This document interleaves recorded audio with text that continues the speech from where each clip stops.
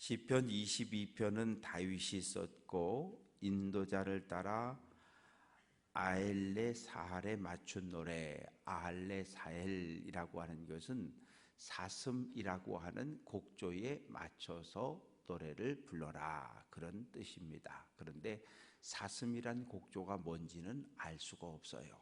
그냥 그렇게 전해져 오는, 우리말로 하면 아리랑 아리랑 하는 뭐 그런 곡조에 맞춰라, 뭐 무슨 타령에 맞춰라, 이런 거와 같은 그런 표현입니다. 시 22편은 다윗이 대단히 어려움 가운데 처해 있어요. 어려움 가운데 처해서 하나님께 기도하는데 2절 말씀 보면 낮에도 부르짖고 밤에도 부르짖고 하나님 앞에 간절히 기도하고 있는 그런 내용입니다. 1절 말씀 보면 내 하나님이여 내 하나님이여 어찌하여 나를 버리셨나이까. 내 하나님, 히브리어로 엘리예요. 엘리. 그래서 신약 성경에 보면 예수님 십자가에 달리셨을 때 엘리 엘리 라마 사박다니, 나의 하나님 어찌하여 나를 버리셨나이까. 버림받은 느낌. 왜? 하나님이 나를 지금 구원하지 않는다고 하는 이 고난 속에 있는 나를 하나님이 멀리하고 내버려 두신다라고 하는 이런 안타까움과 탄식이 내 안에 있을 때 버림받았다는 느낌을 받는 거예요. 하나님 앞에 간절히 기도하는데 대적에게 막 쫓겨다닐 때, 오랜 시간을 두고 하나님 앞에 기도했지만 하나님께서 기도의 응답을 하지 않을 때 우리 마음에 찾아오는 느낌은 버림받은 거 아닌가? 하나님 날 버리신 거 아닌가? 이 마음이 우리를 힘들게 해요. 힘들게 합니다. 그래서 이렇게 해외로 입양되어진, 그리고 보육원에서 자라나는 아이들의 마음속에 늘 떠나지 않는 게 부모에게 버림받았다라고 하는. 그래서 기도하지만 응답받지 못했을 때 우리는 하나님 나를 버리셨네? 나 버리신 거 아니야? 이런 안타까운 마음이 우리에게 들면서 왜 나를 멀리 했느냐? 가까이서 좀 나를 왜 도와주지 않느냐? 왜 내가 울부짖고 신음소리를 내는데 왜 하나님은 내 울부짖음의 기도를 들어주지 않느냐? 그러면서 뭐라고 이야기하냐면, 하나님, 우리 믿음의 조상들의 기도를 듣고 응답하지 않았습니까? 4절, 우리 조상들이 주께 의리하였더니 그들을 건지셨도다. 우리 믿음의 조상들이 하나님께 부르짖었을 때 건져주지 않았습니까? 나도 건져달라는 거예요. 애굽에서 울부짖는 소리를 들으시고 해방시켜주지 않았습니까? 광야에서 울부짖는 소리를 들으시고 구원해주지 않았습니까? 치료해주지 않았습니까? 나를 건져달라고 하나님께 호소합니다. 그러면서 자기 자신의 처지를 6절 말씀 보면 나는 벌레요. 이 벌레라고 하는 건 무가치, 가치 없다는 얘기예요. 그래서 우리들이 요즘은 여기 와서는 그런 기도 소리를 한 번도 못 들었어요. 벌레만도 못한 그 기도 소리는 여기 와서 저 한 번도 못 들었는데 그 이전에는 이런 표현을 많이 들었어요. 그런데 벌레만도 못한 할 때 마음이 좀 아파요. 왜?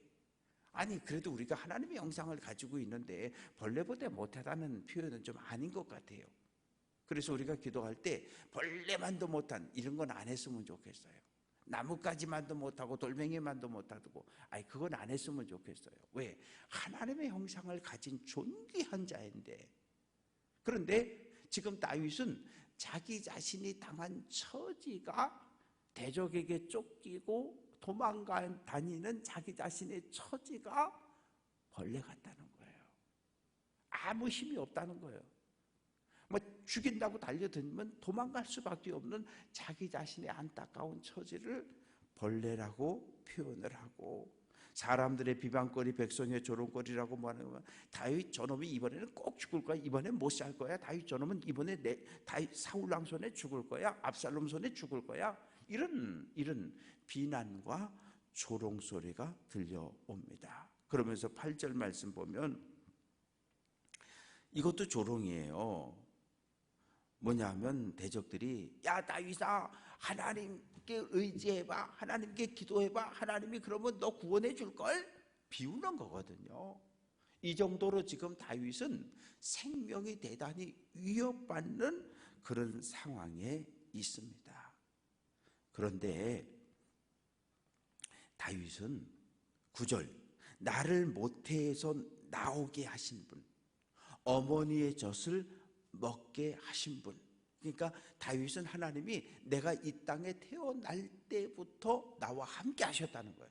다윗의 고백은 나는 이 땅에 어머니의 태에서 나오는 그날부터 10절 그 부분에 보면 주는 나의 하나님이라는 거예요. 이건 정말 놀라운 고백이잖아요. 어머니의 태중에서 이 땅에 응애하고 나오는 그 순간부터 하나님의 은혜로 내가 이 땅에 태어났고 하나님은 나의 주인이시라고 이런 고백을 하는 거는 정말 다윗의 믿음이라고 하는 건 대단한 고백이에요. 단 한 번도 우리는 이런 고백을 해내지 못했는데 어머니의 태에서 나오는 그 순간부터 하나님의 은혜로 내가 나왔음을 기억하고 그 순간부터 하나님을 나의 하나님으로 다윗은 고백을 하고 있어요. 그러면서 11절에 하나님께 호소합니다. 하나님 나를 멀리하지 말아달라. 그래서 이 내용을 쭉 보면 다윗이 가나안 땅에서 산으로 도망가고 광야로 도망가고 가나안 땅 온 땅을 도망다니다 더 어떻게 할 수가 없어서 어디 갔어요? 블레셋 땅으로 도망을 쳤잖아요. 그때를 회상하며 쓴 시가 아닐까. 나를 멀리하지 마옵소서. 왜? 당시 사람들은 하나님은 가나안 땅에서만 역사하는 하나님으로 인식하고 있었거든요. 그러니까 다윗은 아무리 도망을 다녀도 이방 땅으로 도망갈 생각까지는 못한 거예요. 그런데 사울왕이 하도 지독하게 쫓아오니까 어쩔 수 없이 가나안 땅을 떠나서 블레셋 땅으로 갔단 말이에요. 그래서 하나님과 멀어짐을 이걸 하나님과의 관계의 단절로 이해했던 거예요. 나를 멀리하지 말아달라. 왜? 나를 도울 사람은 하나님밖에 없는데 하나님 나를 이렇게 멀리 내쫓아 버리시면 나는 어떻게 합니까?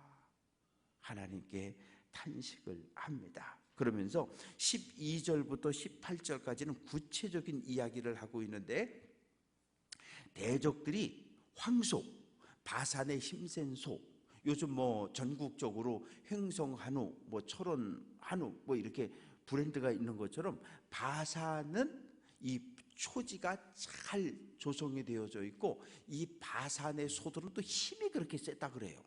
뭐 이렇게 싸움하는 것처럼. 그래서 바산의 소라고 하는 것은 풍요로움을 상징하지만 바산의 힘센 소는 거칠고 힘이 세요. 그리고 13절 사자가 마치 나를 물어뜯는 것처럼 달려든다는 거예요. 그래서 14절 나는 물같이 쏟아졌고 내 모든 뼈는 어그러졌고 내 마음은 두려움의 밀랍처럼 초가 이렇게 불에 녹아 내리는 것처럼 내 마음이 지금 녹아 내렸다는 거예요.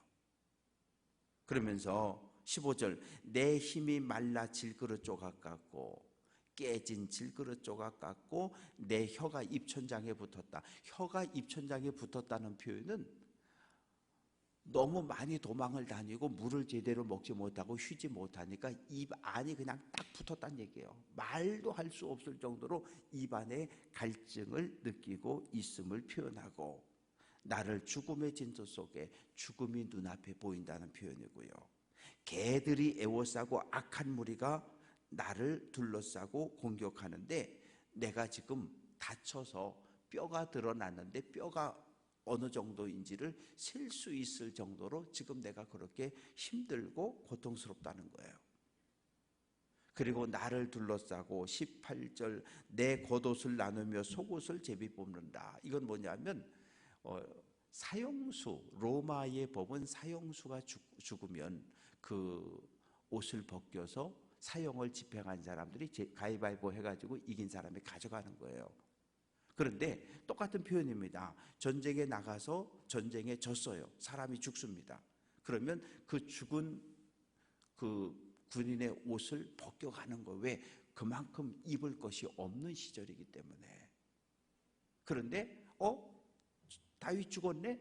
다윗의 옷 누가 가질까? 가위바위보. 아직 안 죽었는데 저놈 이제 곧 죽을 거야. 자, 누가 가질까? 가위바위보. 이러고 있다는 거죠. 그렇게 지금 다윗은 이렇게 생명이 대단히 위급한 가운데 처해 있음을 이런 표현들로 이야기를 하고, 그러면서 이제 19절부터 21절까지 하나님께 도와달라는 거예요. 여호와여 멀리하지 마옵소서. 나의 힘이여 속히 나를 도우소서. 칼에서 건지시고 개의 세력에서 건지시고 사자의 입에서 들소의 뿔에서 나를 공격하는 죽이려고 달려드는 모든 대적들의 손에서 내 생명을 나를 구원해 달라고 호소합니다. 그러면서 22절부터 이제 마지막 31절까지는 분위기가 바뀌어요. 지금까지는 쫓겨다니고 죽을 위기에 처해 있는데 이제 하나님께 나를 도와달라고, 나를 구원해달라고 부르짖은 이후부터는 22절부터는 하나님께서 나를 구원해 주실 것을 확신하고 하나님께 감사의 찬양을 돌리는 거예요. 22절 내가 주의 이름을 형제에게, 23절 야곱의 자손아 이스라엘 모든 자손아, 그리고 25절 큰 회중, 그리고 27절 땅의 모든 끝이 어떻게 하라고요? 구원의 하나님을 찬양하라는 거예요. 다윗은 지금 고난과 고통 속에 처해 있지만 내가 하나님께 부르짖었고 호소했으니 하나님이 반드시 나를 구원해 주시고 건져 줄 거라고 하는 믿음과 확신을 가지고 아직 구원받지 못했는데 먼저 하나님께 감사하는 거예요. 이러이러한 어려움을 처하고 있지만 우리가 고난을 당해요. 고난을 당해서 이 고난의 문제가 다 끝나고 나서 하나님께 감사하며 감사 예물을 드릴 수 있어요. 하나님 이런 일이 있었는데 극복하게 해주셔서 해결되게 해주셔서 감사합니다. 그런 기도의 제목이 많이 올라와요. 문제를 해결해 주셔서 하나님 감사해요. 감사한금 드렸어요. 그럴 수도 있지만 지금 고난 당하고 있지만 하나님 이 문제를 해결해 주실 줄로 믿고 먼저 감사하는 거예요. 지금 다윗의 감사는 대적들로부터 구원받지 못한 상황인데 아직도 억압을 당하고 도망을 다니는데 하나님 나를 구원해 주실 것을 믿고 감사를 하는 거예요. 이게 다윗의 믿음이에요. 하나님 나를 구원해 주실 줄로 믿고 감사의 찬양을 하나님께 올리는 것이, 그러면서 모든 백성들을 향해서 나와 함께 구원의 하나님을 찬양하고 구원의 하나님께 예배하고 구원의 하나님께 기도하자는 거예요. 모든 사람들을 다 하나님 앞으로 초청해서 함께 구원의 감사의 예배를 드리는 것이 다윗의 위대한 믿음입니다. 그래서 하나님은 이 땅에 다윗의 왕일 뿐만 아니라 창조주이며 역사의 주관자이신 하나님을 찬양하자고 이야기를 합니다. 그러면서 당대뿐만이 아니라 이 30절 말씀을 보면 후손이 하나님을 섬길 것이라, 대대의 주를 전할 것이다. 다윗은 지금 이 시대에 고통을 당하고 있지만 고통을 당하는 중에 구원을 얻어요. 다윗만 하나님 구원의 하나님을 찬양할 것이 아니라 다윗의 오고 오는 모든 후손들을 향해서도 다 구원의 하나님을 찬양하라고 명령을 하고 있습니다. 무엇입니까? 믿음이 유전되어지는 거예요. 나만 예수 믿고 하나님 나라 가는 것으로 끝 아니고, 나도 예수 믿고 하나님 나라 가지만 내 자녀 손들도 다 예수 믿고 하나님 나라 가야 돼요. 마찬가지로 나만 예수 믿고 하나님을 찬양하는 것이 아니라 오고 오는 내 믿음의 모든 후손들도 함께 하나님을 찬양하자고 호소하고 있습니다. 말씀을 정리합니다. 오늘 한 날 믿음의 길을 걸어가요.